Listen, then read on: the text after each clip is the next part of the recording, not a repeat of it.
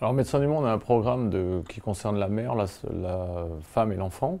C'est un programme de long terme. On a donc nécessité d'envoyer une équipe médico-chirurgicale composée de chirurgiens, de médecins, et aussi composée de logisticiens en partenariat avec Solidarité Internationale.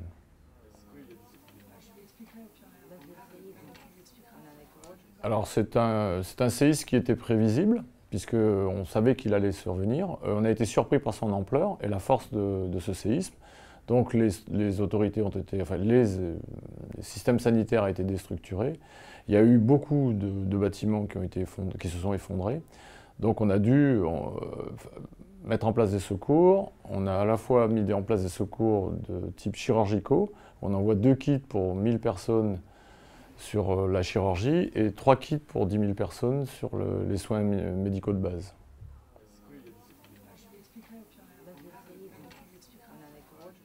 Ce qui a empêché l'aide humanitaire d'arriver au départ, c'est les répliques, puisqu'on a eu à peu près des répliques toutes les 20 minutes, et le lendemain, une réplique qui a été quasiment aussi forte que la secousse sismique elle-même.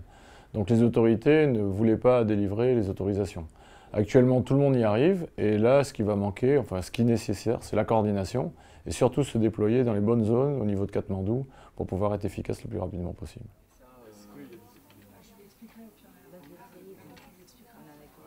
Alors, dans ce type d'urgence, il y a deux gros problèmes. La traumatologie, c'est-à-dire que les gens qui sont victimes de ce qui touche, qui chute, les objets, la traumatologie qui va être traitée surtout par la chirurgie, et puis les problèmes des gens qui sont ensevelis, et là c'est du sauvetage des bléments dans un premier temps, et ensuite la prise en charge médicale qui doit être une prise en charge médicale efficace et surtout très lourde.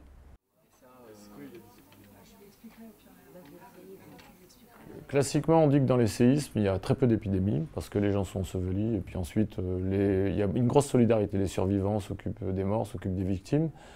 Donc les craintes, c'est qu'il y ait une mauvaise coordination. Ça, c'est le problème le plus désastreux. Voilà, on peut espérer qu'avec les séismes qui sont survenus, les coordinations qui sont mises en place, le fait qu'on ait mis 48 heures pour venir, ça nous a donné du temps pour savoir où est-ce qu'on allait se déployer et comment on pouvait se déployer. Et la deuxième chose, c'est qu'effectivement, vu les configurations du Népal, des vallées, des routes, on n'arrive pas à bouger en dehors de Katmandou. Et ça risque d'être un deuxième problème.